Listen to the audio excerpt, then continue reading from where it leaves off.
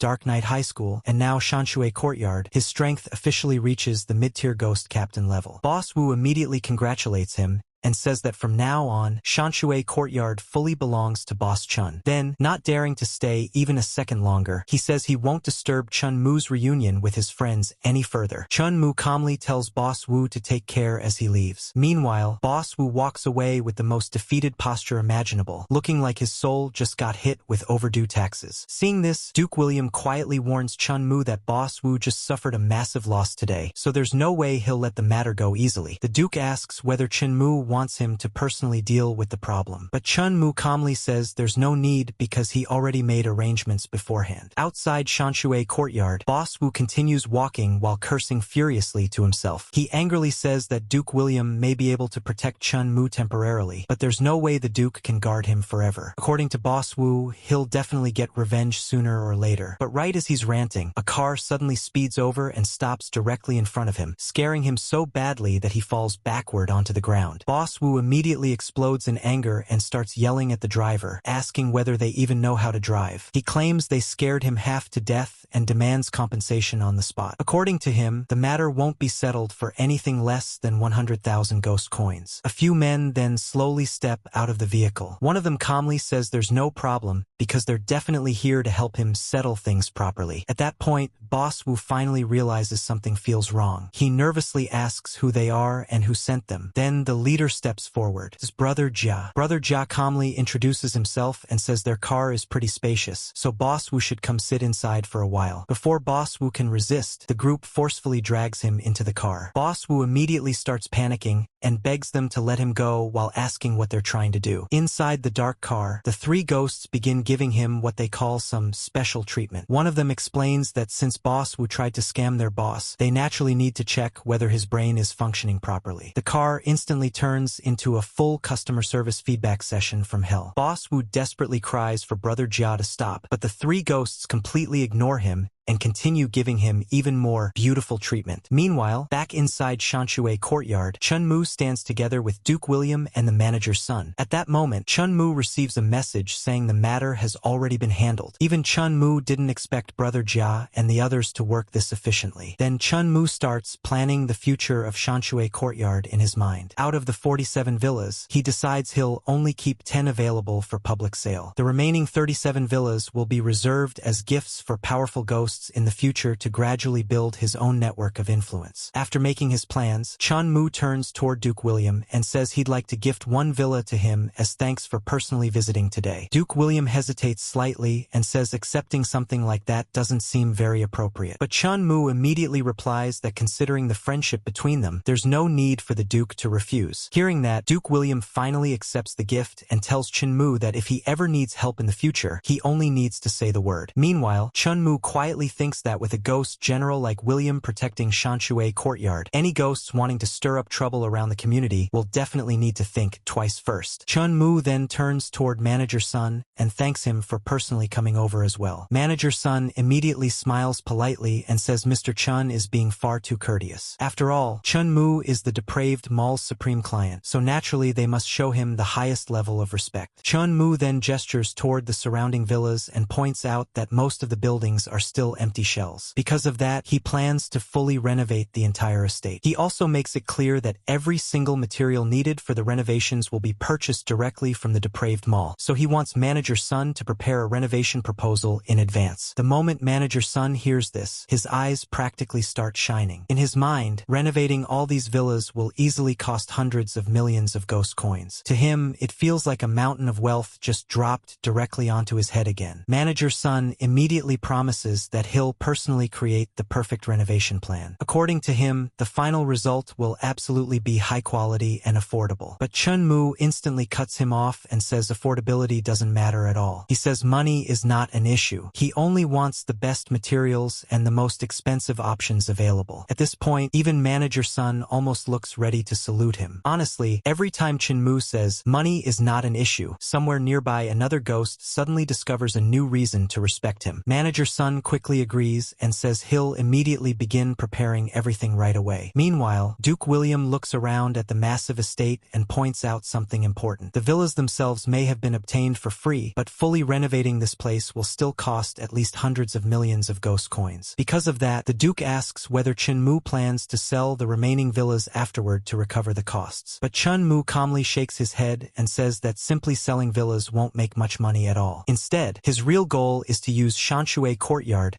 to create an exclusive upper-class social circle reserved only for top-tier ghosts. Chun-Mu calmly explains that his real goal is to use these villas to establish an exclusive high society circle reserved only for top-tier ghosts. Duke William thinks about it for a moment before saying that relying on the villas alone might still be somewhat difficult. But Chun-Mu says that of course the villas are only the beginning. In the future, he also plans to gradually develop all the surrounding industries as well. Then he asks Duke William to help promote Shanshui Courtyard more within upper ghost society. Chun-Mu believes that newly promoted noble ghosts definitely won't miss a chance to build connections with the real upper echelon. The Duke immediately understands Chun-Mu's intentions and happily says to leave the matter to him. Soon afterward, back inside the office, Chun-Mu is reviewing documents when Manager Lee suddenly arrives and informs him that Manager Sun from the depraved mall is here. Chun-Mu tells her to let Manager Sun in immediately. Manager Sun then walks in carrying a proposal and respectfully hands it over to Chun-Mu. She explains that the depraved mall already drafted the complete renovation plan for Shanshui Courtyard and asks him to check whether anything still needs improvement. After reading through it, Chun-Mu says he's very satisfied and thanks her for the hard work. Manager Sun quickly replies that it was no trouble at all. However, she admits there's still one issue she needs to discuss with him personally. Chun-Mu immediately asks whether she needs an advanced security deposit first. But Manager Sun quickly shakes her head and explains that the problem actually has nothing to do with money. The real issue is that they still haven't found a suitable construction team. Since the project involves Chun-Mu's villas, they naturally don't dare hire random workers and risk cutting corners. Hearing that, Chun-Mu says that if necessary, they can simply postpone the handover deadline by a few days. But at that moment, Manager Lee suddenly proposes another solution. She suggests dispatching the cafeteria employees to help with the renovations instead. After all, they're already Chun-Mu's own people, so he'd naturally feel more comfortable trusting them. Chun-Mu immediately hesitates and says that doesn't sound very appropriate. If all the cafeteria employees go work on renovations, wouldn't the cafeteria itself completely stop operating? But Manager Lee casually replies that they can simply use their 4 hours of daily rest time to help with the renovations. The moment Manager Sun hears those words, she's completely stunned internally. In her mind, for whole hours of rest every single day already sounds unbelievably extravagant. Meanwhile, employees at the depraved mall are basically on standby 24 hours a day without complaint. Honestly, Chun-Mu accidentally created the ghost world's dream workplace and doesn't even realize it anymore. Still, Chun-Mu feels uncomfortable about the idea. He says suddenly taking away everyone's rest time after already promising it just doesn't sit right with him. But Manager Lee looks genuinely confused by his concern. She asks what's so bad about it because she honestly doesn't feel anything wrong with the arrangement at all. Then she casually points out that in the ghost world, overtime pay basically doesn't exist anyway. Chun-Mu finally gives in and says fine, they'll do it Manager Lee's way after all. However, he immediately adds one condition. Those 4 hours absolutely must count as overtime work, and every employee helping with the renovations must receive triple overtime pay. The moment Manager Lee hears that, she looks completely horrified. She hurriedly says nobody would feel comfortable accepting that kind of money. According to her, overtime pay simply doesn't exist anywhere in the ghost world. But Chun-Mu directly cuts her off and firmly says that his rules are the rules. Overtime wages absolutely cannot be reduced. Otherwise, nobody needs to work overtime at all. Manager Lee immediately realizes arguing is pointless. She quickly apologizes and says she understands before rushing off to make the arrangements, although she still looks oddly upset about the whole thing. Meanwhile, Manager Sun has been silently listening nearby the entire time. After hearing all of this, she can barely contain her excitement internally. In her mind, Chun-Mu's attitude somehow feels overwhelmingly domineering in the strangest possible way. At this point, the ghosts around Chun-Mu are basically developing emotional damage from receiving decent workplace treatment. After settling the matter, Chun-Mu tells Manager Sun to purchase all the renovation materials according to the proposal plan. Manager Sun immediately agrees and promises that the villas will definitely be renovated beautifully. Chun-Mu thanks her for the hard work before she leaves. Later that night, back at the midnight cafeteria, Manager Lee gathers all the employees together and announces announces that the boss has new instructions. The staff instantly become excited and urge her to hurry up and explain. Manager Lee tells them that the Shanshui courtyard recently purchased by the boss is currently short on renovation workers, so Chunmu hopes everyone can use their rest time to help with the construction work. The moment the employees hear that, they instantly become emotional. One worker immediately stands up excitedly and says they finally waited for the day they could repay the boss properly. Another employee practically looks like he's about to cry and thanks the heavens for finally giving them a chance to return Chunmu's kindness. Someone else excitedly says they can finally work overtime for the boss now. But Manager Lee quickly warns everyone not to celebrate too early because Chunmu specifically emphasized that anyone participating in the overtime work will receive triple overtime pay. The entire cafeteria instantly falls silent. Then everyone explodes in shock. One employee grabs his head in despair and asks why this is happening. He says Chunmu already gave them the precious opportunity to work overtime, so why is he still insisting on punishing them with overtime pay too? Another worker becomes genuinely worried and says Chunmu keeps giving them benefits non-stop. At this rate, what if the boss actually goes bankrupt someday? Someone else nervously agrees and says it feels like they're just shamelessly freeloading off him now. Finally, one employee suddenly asks everyone to honestly touch their conscience and think carefully about how Chunmu has treated them so far. Another employee immediately replies that Chunmu treats them so well that words honestly can't even describe it anymore. Another employee immediately agrees and says exactly. According to him, the boss is still increasing everyone's benefits even during the hardest stage of his startup period. At this point, one worker actually starts crying emotionally. He says that if he truly accepts overtime pay from the boss, he genuinely won't know how to face the elders and ancestors of the ghost world anymore. Another employee asks what they're supposed to do then. The next second, the entire cafeteria suddenly raises their hands together and starts chanting in unison. Unpaid overtime, unpaid overtime, unpaid overtime. Honestly, Chunmu accidentally created the first workforce in history actively trying to avoid getting paid more money. Then one employee suddenly says that before everyone heads over to work, they first need to get their stories straight. Another worker looks confused and asks what he means by that. The employee immediately explains that anyone going to Shanshui courtyard absolutely must not register their names on the overtime attendance sheet. The moment everyone hears this idea, their eyes light up instantly. Another employee excitedly calls the plan brilliant because if nobody registers their overtime hours, then the boss won't be able to force extra overtime pay onto them. Meanwhile, Manager Lee watches this entire scene while struggling to hold back tears. In her mind, she feels unbelievably moved seeing everyone possess such high awareness. Then she immediately announces that everyone should head out to Shanshui courtyard right away and help share the boss's burdens together. The entire staff instantly cheers and rushes out excitedly. One employee even starts happily dancing while loudly singing that he loves working overtime because it feels amazing. As Chunmu walks into Shanshui courtyard, he looks around at the incredible renovation progress and quietly thinks that several days' worth of work was completed in only a few hours. Honestly, the power of money really is terrifying. Seeing how quickly everything is advancing, Chunmu feels genuinely satisfied. He cheerfully thanks everyone for their hard work. The employees immediately greet him respectfully and insist that it's not hard work at all. One worker even proudly says the boss can rest assured because even though they're working unpaid overtime, they still guarantee both quality and efficiency. The second those words come out, the entire atmosphere freezes. Their leader immediately turns around and practically looks ready to strangle the guy on the spot. He angrily asks Avon what's wrong with him because everyone already agreed to hide that matter from the boss. He even says that if Avon doesn't want his mouth anymore, he can donate it to someone who actually needs one. Avon instantly panics and says it's because his mouth has no filter, so he accidentally blurted everything out. The moment Chunmu hears the words unpaid overtime, his expression instantly darkens. He directly demands a proper explanation. Inside, Chunmu becomes genuinely angry. In his mind, he absolutely cannot allow employees to secretly disobey company rules like this. The workers immediately panic after seeing his reaction. A few of them even huddle together in fear while begging the boss not to punish them because they truly didn't do it intentionally. Another employee nervously says they understand their mistake and asks Chunmu to spare them this once. Chunmu then firmly explains that he knows everyone volunteered to work overtime for free out of goodwill. However, rules are still rules and they absolutely must be followed strictly. Then, right in front of everyone, Chun-Moo immediately makes a phone call to Manager Lee. He orders her to strictly inspect all attendance records from now on and says employees working overtime are no longer allowed to skip or avoid clocking in. After ending the call, Chun-Moo turns back toward the employees and says Manager Lee will properly compensate everyone for their overtime wages. This time, he says he won't pursue the matter any further, but if something like this happens again, then he really will punish them. At this point, the workers honestly look more scared of losing overtime pay than getting beaten up. Then Brother Jia quickly changes the topic and invites Chun-Moo downstairs to inspect the newly renovated bedroom. Chun-Moo agrees and heads inside to take a look. After entering the room, he nods in satisfaction and says the results are actually pretty good. Brother Jia proudly explains that according to the current renovation schedule, the entire villa should be fully completed within only 2 more days. Chun-Moo praises everyone's work enthusiasm but once again reminds them that while passion for work is good, his rules absolutely cannot be crossed. Brother Jia immediately promises that with him supervising things personally, there definitely won't be any more attendance problems. Then, noticing how late it already is, Brother Jia respectfully tells Chun-Moo that he should head back and rest early. Chun-Moo looks at Brother Jia and admits that he didn't expect him to be this clever. Brother Jia immediately laughs awkwardly and says that to them, the boss's health is far more important than their wages anyway. Later, back inside the midnight cafeteria office, Manager Lee reports to Chun-Moo that she already distributed the overtime pay to all the employees who secretly worked overtime the previous day. But as Chun-Moo reviews the attendance sheets, he quickly notices something suspicious. He calmly asks Manager Lee whether she's absolutely sure there's nothing strange going on with the attendance records. The moment he asks that question, Manager Lee instantly starts panicking. Chun-Moo then coldly points out that if even the manager dares to hide things from him, how can he expect anyone else in the midnight cafeteria to obey the rules in the future? Manager Lee immediately bows her head and apologizes. But Chun-Moo tells her that's not the answer he actually wants to hear. Left with no choice, Manager Lee finally admits the truth. She explains that the employees are indeed clocking in properly according to Chun-Moo's requirements now. However, they've started subconsciously arriving earlier and leaving later every single day. The moment Chun-Moo hears that, he instantly calls it complete rebellion. In his eyes, this terrifying toxic rat race culture somehow managed to appear inside his businesses anyway. Honestly, Chun-Moo is probably the only boss in existence actively fighting his employees because they work too hard. Chun-Moo lets out a sigh and starts worrying about what will happen if employees collapse from such high-intensity workloads. He even realizes he still hasn't arranged medical insurance for everyone yet. Manager Lee looks confused and asks what exactly medical insurance is. Hearing that question suddenly gives Chun-Moo a new idea. He remembers that hospitals capable of treating ghosts are extremely rare in this era. If he could somehow purchase a hospital specifically for ghosts, it would basically mean controlling the medical lifeline of every ghost in the entire city. With that thought in mind, Chun-Moo asks Manager Lee where ghosts normally go when they're injured or sick. Manager Lee sighs and explains that most ghosts simply buy medicine themselves for minor illnesses. As for major illnesses, they basically just wait for death. Chun-Moo finds that hard to believe and points out that although he heard ghost hospitals have terrible cure rates, it still shouldn't be bad enough for ghosts to completely give up on treatment altogether. Manager Lee then explains the real problem. Currently, there are no hospitals anywhere in Wangjiang City that specifically specialize in treating ghosts. Because of that, injured ghosts have no choice but to travel to neighboring cities for treatment. Not only are the medical expenses unbelievably expensive there, but the chances of losing both your life and your money are also extremely high. After hearing all this, even Chun-Moo is speechless for a moment. Then he bluntly says this really does sound like an outright scam. After hearing everything, Chun-Moo quietly realizes that he needs to acquire a ghost hospital as soon as possible. In his mind, if there are profits to be made from the medical industry, then he definitely intends to be the one collecting them himself. Meanwhile, Manager Lee misunderstands his expression completely and says she can truly feel the boss's concern for all of them. Chun-Moo casually replies that it's good she understands. But while speaking, another thought suddenly flashes through his mind. According to his memories from the previous timeline, Wangjiang City actually did have a famous ghost hospital in the future, which means there's only one explanation. That weird scenario probably hasn't descended yet. Chun-Moo immediately asks Manager Lee again whether she's certain there are currently no hospitals in Wangjiang City specifically treating ghosts. Manager Lee confirms that there aren't any because the city hasn't received any notifications about a new weird scenario descending yet. Hearing that, Chun-Moo instantly understands the timing. Then he asks Manager Lee whether they can obtain information about newly appearing appearing weird scenarios the moment they descend. Manager Lee says yes and then curiously asks whether Chunmoo is planning to acquire another weird scenario again. Chunmoo immediately gives her a new order. He tells her to arrange several ghosts to closely monitor the abandoned hospital located in the southern suburbs. The moment a ghost hospital scenario descends there, he wants to be informed immediately. Manager Lee quickly agrees and says she'll arrange it right away. But internally, she's completely amazed. In her mind, the boss is truly extraordinary. Somehow, he can even predict the location of future weird scenario invasions ahead of time. Chunmoo's taxi speeds through the night before finally stopping at its destination. The ghost driver looks outside and tells the boss that they've arrived at Fright Hospital. Then he asks whether Chunmoo needs him to come along this time. But Chunmoo casually says there's no need. Just like usual, the driver only needs to wait outside for him. At this point, Chunmoo immediately realizes the ghost hospital scenario has finally descended. The moment he steps into the hospital grounds, a notification instantly appears before him. It announces a weird mission called Thriller Hospital. The mission requirements state that Chunmoo will serve as an intern doctor inside the hospital and must successfully pass his internship period. After reading that, Chunmoo immediately thinks about how ridiculous the setup sounds. A random intern treating ghosts like a professional doctor? No wonder this hospital has such a terrible cure rate and such an absurdly high death rate. As Chunmoo walks deeper inside, he carefully observes the surrounding environment. The entire hospital gives off an extremely eerie underworld atmosphere. Blood-stained walls, flickering lights, and dark hallways stretch endlessly in every direction. And, of course, the classic bloody handprints are everywhere again. At this point, Chunmoo is honestly starting to suspect every weird scenario shares the exact same interior designer. While he's walking, a ghost nurse suddenly approaches him and asks whether he's the newly arrived intern doctor. Chunmoo calmly confirms that it's him. The nurse then looks slightly surprised and points out that he doesn't seem scared at all. Chunmoo casually replies that after seeing enough terrifying things, people naturally get used to them eventually. The nurse actually seems amused by his answer and says he's quite an interesting human before telling him to follow her. As Chunmoo walks behind her, another thought suddenly appears in his head. After constantly seeing grotesque monsters everywhere lately, this ghost nurse somehow looks weirdly charming in comparison. Then Chunmoo immediately realizes what that thought means and quietly concludes that he's probably been single for way too long. A little later, the nurse finally stops walking and announces that they've arrived. The moment Chunmoo enters the room, a thick smell of blood instantly hits him in the face. Inside the operating room stands a man radiating heavy ghostly pressure. The nurse introduces him as Director Tong, the chief physician from the ghost world's Big Iron Stick Hospital. Director Tong looks over at Chunmoo and asks whether he's the newly arrived intern doctor. Chunmoo politely greets him and introduces himself by name. Right after that, someone hands Chunmoo a booklet and tells him these are the operating room's rules and regulations, so he should read them carefully first. As Chunmoo begins reading, he instantly realizes the booklet itself contains the core survival rules of this weird scenario. The rules state that Director Tong possesses supreme medical skills, never lies, and can always provide perfect treatment plans. Therefore, all staff must absolutely obey him. The second rule warns that nobody is allowed to leave the operating room while on duty. The third rule states that Chunmoo must successfully treat a total of 5 patients and receive at least 3 positive reviews from them. Otherwise, the mission will automatically fail. The fourth rule explains that some patients have withdrawn personalities, so he must patiently satisfy their needs in order to avoid receiving negative reviews. After reading all the rules carefully, Chunmoo quickly understands the basic structure of the mission. In his mind, 5 total patients means he can only afford to fail twice at most. Now the real problem becomes figuring out how to avoid angering what are obviously going to be extremely unstable ghost patients. Soon afterward, the nurse tells Chunmoo to sit down for now. Chunmoo thanks her, but after looking around the empty operating room, he asks why there aren't any patients yet. Director Tong calmly explains that there are naturally fewer patients during the nighttime hours. But almost immediately after saying that, a ghost patient suddenly rushes into the room while screaming for help. The ghost desperately begs the doctors to save him while clutching a wound on his hand. Director Tong immediately tells Chunmoo to help the patient onto the operating bed. Chunmoo quickly does so while the patient continues crying out in pain. Director Tong then instructs Chunmoo to first disinfect the wound using ghost flower oil and cotton balls. Chunmoo agrees and immediately begins following the instructions. As he works, Director Tong carefully guides him step by step. He reminds Chunmoo that his movements need to remain gentle and specifically instructs him to rotate 3 circles to the left and 3 circles to the right while disinfecting the wound. After watching Chunmu perform the steps correctly, Director Tong praises him and says he handled it pretty well. Then he tells him to simply wrap the bandage and finish the treatment. While completing the process, Chunmu quietly starts feeling suspicious. The treatment itself feels way too simple. Honestly, this surgery had less difficulty than applying a band-aid after falling off a bicycle. Because of that, Chunmu immediately feels like there has to be some hidden trap somewhere inside the mission. After the treatment is finished, the patient thanks Dr. Chun before preparing to leave. Chunmu feels like everything should be fine now and casually reminds the patient to get more rest after returning home. The ghost quickly leaves the operating room at high speed. Watching him run away so quickly, Chunmu even jokes internally that the guy looks like he's in a hurry to reincarnate. But the very next moment, a system notification suddenly appears before him. It announces that Chunmu's first surgery only received a score of 50 points and has officially failed. On top of that, he has already received one negative review from the patient. The mission directly declares the surgery a failure. The moment he sees that notification, even Chunmu is stunned. He immediately starts panicking internally because he genuinely has no idea where things went wrong. Director Tong notices Chunmu's expression and calmly tells him not to worry because there's still a chance to clear the mission. But instead of relaxing, Chunmu immediately starts analyzing the situation more carefully. Since the rules specifically state that the director will never lie, Chunmu decides the easiest way to confirm his suspicions is to directly question him. Meanwhile, Director Tong notices Chunmu staring at him non-stop and finally sighs before asking why he keeps looking at him like that. Chunmu immediately asks whether Director Tong truly only tells the truth to intern doctors participating in the mission, just like the rules claim. Director Tong confirms that he indeed does not deceive intern doctors taking part in the mission. After hearing that answer, Chunmu immediately asks the real question. He asks Director Tong whether he's truly as highly skilled and masterful as the rules describe him to be. The moment Director Tong hears that, he casually admits that his medical skills are actually only average. Then he says he honestly didn't expect Chunmu to discover the flaw hidden in the rules so quickly. At that moment, everything instantly clicks together in Chunmu's mind. He realizes the weird mission itself has evolved in difficulty. Now even the rules can contain false or misleading information mixed in with the truth, which means blindly following the director's instructions during surgery could easily get him killed later. Chunmu immediately looks back at the mission status carefully. The requirement saying he must treat 5 patients is probably true, but the part claiming Director Tong possesses supreme medical skills is clearly false. Now Chunmu realizes he only has one remaining chance to fail before the mission becomes impossible to clear. So the biggest problem becomes figuring out how to create a guaranteed path to success. Then suddenly, another thought flashes through his mind. The rules only say he must treat 5 patients. They never actually specify where those patients need to come from. The moment Chunmu realizes that loophole, he immediately starts scrolling through his contacts. And honestly, there couldn't be a more perfect group for this job than Brother Jia and the other 3 muscle-brained ghosts. Meanwhile, over at Dark Knight High School, the 3 ghosts are already discussing Chunmu's sudden request. One of them asks where they're even supposed to find 3 patients willing to give positive reviews in the middle of the night. Another ghost agrees and says there definitely aren't that many sick ghosts wandering around outside this late. But Brother Jia suddenly smacks both of them on the head and says they're thinking way too small. According to him, if there are no patients available, then they'll simply create some themselves. The next moment, the 3 suddenly notice a female ghost walking down the street nearby. One of the ghosts immediately gets distracted and starts grinning while saying the girl is actually pretty attractive. Brother Jia instantly slaps him again and angrily asks why he's still busy looking at pretty girls instead of focusing on the boss's mission. He even threatens to break the guy's arm himself and personally send him to the hospital as one of Chunmu's patients. The ghost immediately panics and admits he was wrong. But before they can continue arguing, another male ghost suddenly appears and blocks the girl's path. The girl instantly becomes nervous. Then the suspicious guy smiles at her and says it's very dangerous for a young ghost girl to wander around outside so late at night. The moment Brother Jia and the others see this scene, all 3 of them slowly start grinning together. Because in their eyes, they've finally found the perfect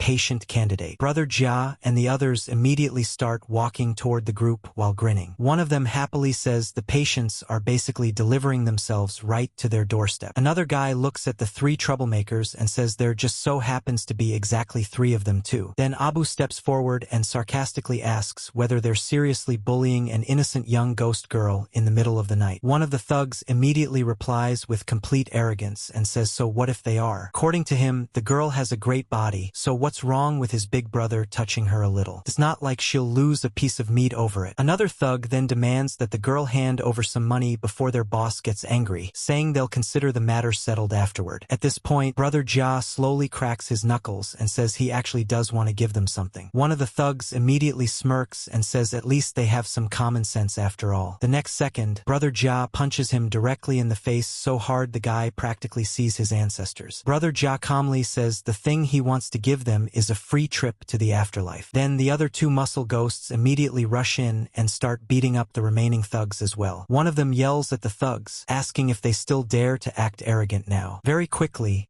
the three troublemakers are completely folded. One guy cries that his leg is broken. Another screams while holding his face. The third guy painfully says his ribs are shattered. Meanwhile, the ghost girl bows gratefully and thanks them for saving her. She even calls them the great heroes of Dark Knight High School. The moment the three muscle ghosts hear a pretty girl praising them like that, they instantly become happier than children getting candy. One of them starts laughing awkwardly and says he's unbelievably happy right now. Another guy proudly repeats that she actually called them heroes. Honestly, those three share exactly one brain cell, and even that one is currently blushing. Afterward, Brother Ja grabs one of the injured thugs and throws him into the van. Then he tells the others that sending all three patients into the hospital together would look too suspicious. So instead, they'll send one guy in first before sending the other two separately afterward. The other two muscle ghosts immediately agree and promise they'll follow Big Brother's arrangements perfectly without dragging the boss down. Soon afterward, the van arrives outside Fright Hospital. One of the ghosts points at the building and reminds everyone that this is the hospital where the boss is currently completing his mission. Then they open the van door. The injured thugs inside instantly start panicking after seeing the hospital. Brother Ja immediately grabs one of them and drags him toward the entrance. The guy desperately resists and begs not to be sent inside. He says 9 out of 10 ghosts die while being treated at this terrible hospital, and he absolutely doesn't want to go in. Brother Ja then leans down and coldly warns him to remember every word carefully. Otherwise, once he comes back out, they'll make him evaporate on the spot. He explains that after entering the hospital, the guy must specifically find a doctor named Chun Mu for treatment, and after the treatment is finished, he absolutely must leave a positive review. Then Brother Ja even pulls out a stack of money and says all of it will belong to him after giving the positive review properly. But immediately after that, his expression turns cold again. He points at the hospital entrance and says he'll personally be waiting outside the entire time. If the guy dares play tricks behind Chinmu's back, then the same money will instead be used to host his funeral banquet. The thug instantly nods in terror and says he understands completely. The next second, Brother Ja directly kicks him through the hospital barrier while yelling at him to get inside already. Back inside the operating room during duty hours, an injured ghost suddenly rushes in while loudly asking where Dr. Chun is. He says he specifically came here to find Dr. Chun for treatment. The moment Chun Mu sees him, he immediately realizes Brother Ja and the others worked way faster than expected. Honestly, those three probably missed their true calling as emergency patient delivery services. Even Director Tong looks confused after hearing this. He says it's strange because intern doctors normally don't have patients specifically requesting them by name. Meanwhile, Chun Mu calmly thinks that this is simply the power of cash. Then Chun Mu introduces himself and says he's the intern Dr. Chun Mu. The injured ghost secretly looks him over and becomes confused internally too. He originally thought someone capable of commanding ghost captain tier underlings would at least be some terrifying ghost general level existence. Instead, Chin Mu just looks like an ordinary human. Still, the guy immediately starts crying dramatically and says he accidentally slipped earlier and fell face first onto the ground. Chun Mu calmly tells him to leave the treatment to him and asks him to lie down on the hospital bed first. He explains that he'll disinfect the wounds and then prescribe some red medicine afterward for recovery. The ghost instantly nods repeatedly and says it's all his own fault for wandering around outside recklessly at night. He even thanks Chun Mu for giving him the honor of personally receiving treatment from him. At this point, even Director Tong is staring at the situation in disbelief. In his mind, he honestly can't understand what's happening anymore. Somehow even doctors have fans now. Meanwhile, while treating the wounds, Chun Mu casually asks whether it hurts. The ghost immediately replies that it doesn't hurt at all. In fact, according to him, the force feels just right and even strangely comfortable. comfortable. Most importantly, he says it doesn't hurt his brain. After finishing the treatment, Chun-Mu tells him the wounds are cleaned up now and he's free to leave. The ghost instantly becomes emotional and loudly thanks Dr. Chun again, even saying Chun-Mu is basically like his second parent. Right afterward, another notification appears before Chun-Mu. It announces that Chun-Mu's second surgery received a perfect score of 100 points along with a 5-star positive review. Seeing the notification, Chun-Mu finally relaxes slightly. Now he only needs 2 more positive reviews to safely clear the mission. But before he can even process things further, 2 more injured ghosts suddenly rush into the operating room together. One of them cries out that he and his brother were hit by a car and begs Dr. Chun to save them quickly. The second ghost also desperately asks Chun-Mu for help. Seeing this scene, even Director Tong becomes completely stunned again. He genuinely can't understand why every patient suddenly keeps specifically requesting Chun-Mu one after another. One patient just left, and now 2 more immediately arrived afterward. At this point, Director Tong almost starts suspecting Chun-Mu has some kind of disaster-attracting physique. Meanwhile, Chun-Mu calmly tells them not to panic and says their injuries look more urgent, so he'll treat them immediately. But the moment he sees one of the injured ghosts clearly, Chun-Mu's expression subtly changes, because he instantly recognizes him. In his previous life, this exact ghost cut off one of Chun-Mu's fingers. The moment Chun-Mu sees that ghost clearly, memories from his previous life instantly flood back into his mind. Back then, this same guy mocked him while saying Chun-Mu didn't know his own limits and insisted on pretending to be some kind of hero. Then the ghost cruelly laughed while asking Chun-Mu how it felt to be betrayed by the very person he tried to save. According to him, Chun-Mu's own brother sacrificed his index finger in exchange for escaping alive himself. The more Chun-Mu remembers, the colder his expression becomes. At that moment, he quietly swears to himself that today he'll finally take revenge for the finger he lost in his previous life. Meanwhile, the injured ghost lying on the hospital bed suddenly notices the terrifying look on Chun-Mu's face and instantly starts feeling nervous. In his mind, he keeps wondering whether he somehow offended Dr. Chun without realizing it. Then Chun-Mu slowly picks up a defibrillator and calmly says he'll use this for the treatment instead. The moment the ghost sees that machine, his entire expression changes. Chun-Mu calmly asks whether he's ready to begin treatment. The ghost immediately panics and says there's no need for something so serious because he only broke a rib. Honestly, the guy looked 1 second away from signing a discharge form and running out the hospital himself. But Chun-Mu immediately asks whether the patient is trying to teach him how to do his job. Hearing that, the ghost instantly loses all confidence and hurriedly says he wouldn't dare question Dr. Chun at all. Chun-Mu then calmly warns him that the voltage on this machine is a little high, so he should bear with it for a moment. The next second, Chun-Mu directly shocks him with the defibrillator. The ghost instantly convulses on the bed while desperately insisting he doesn't dare complain. But Chun-Mu looks completely unsatisfied and calmly says the patient seems to be speaking nonsense already, which probably means the power still isn't high enough. Then he increases the voltage even more and shocks him again. The entire operating room practically lights up. Meanwhile, the other injured ghost watches this scene in complete horror. In his mind, Brother Jia's friend is almost getting roasted alive right in front of him. After another brutal shock, the ghost suddenly jerks upward from the hospital bed while screaming before collapsing back down again. Then, horrifyingly, his soul literally starts floating out of his mouth. Seeing this, even the second injured ghost almost stops breathing from fear. Meanwhile, Chun-Mu calmly turns toward him and says his brother's injuries were unfortunately too severe. According to Chun-Mu, it seems the patient has already passed away. The second ghost instantly panics internally after hearing that, because now he realizes the dead guy obviously can't leave a positive review anymore. And if Brother Jia and the others waiting outside discover this situation, then he himself is probably doomed too. If you want more, like and comment right now.